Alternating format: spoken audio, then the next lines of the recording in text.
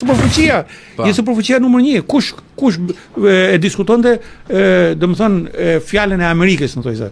Ne ishim i çik kështu delirante, thoshin që flet Amerika, flet Rusia, po flasim edhe ne, si Shqipëria, kupton? Ajo e periudhës komunizmit. Ne gjysmë lagje e Bronxit.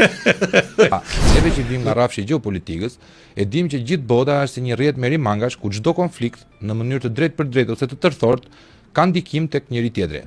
Dhe për të folur mbi këtë lloj çështje, nuk ka më mirë se sa të kisha të ftuar profesorin e asociuar doktor Xhavid Shala, që është një nga kokat e çështjeve të sigurisë.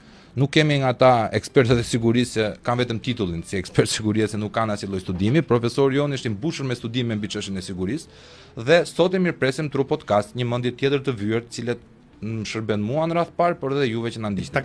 Gjithmonë një trekanç të fortë, domethënë Angli, Francë, Gjermani. Mlidhen këto, shkojnë takojnë Trumpin, shkojnë takojnë për në aspektin e raporteve të krizës së Ukrainës. Pra mlidhen të tre konsultohen shumë pse e shohin që nuk mund ta përballojnë dot krizën e sigurisë që mund të përfshijë Europën nëse këta nuk bashkëpunojnë njëri me tjetrin. Dhe gjë presidentit. Pavarësisht se kush vinte i majt apo i djathtë. Ai ishte njeriu që vizioni i Amerikës për 200 vitet e ardhshme. Ai vetëm për Amerikën do flasi, për interes të Amerikës. Këtë nuk e konceptojnë njerëzit. E thonë ky është i mirë, ky është i keq. Gjeopolitika s'ka të mirë të këqij, ka variabla pro-amerikan, anti-amerikan, sepse sot Amerika është qendra e botës, është shteti më i fuqishëm. Kush i bën ballë saj, kush është aleat me atë? Ne të kemi njerëzit ton këtu. Pra, të bëjmë pushtete sa të pashën tjerë. Edhe nëse nuk do arrijmë edhe këtë, do të bëjmë çmos që gjithmonë Shqipërinë ta mbajmë të dobët. Pjesë e doktrinës ti kjo, të qeverisë. Pra Shqipërinë ta mbajmë të dobët.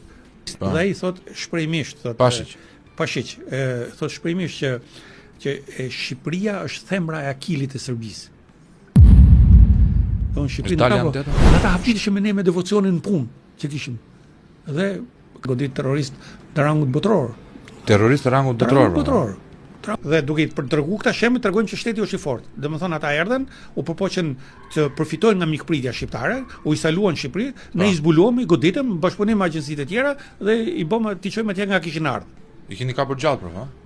Patjetër që gjallë. Pra, ka treguar që shërbimet tona, bashkëpunim policia, agjencitë tona zbatimi të ligjit janë të fuqishme. Atëherë, edhe sot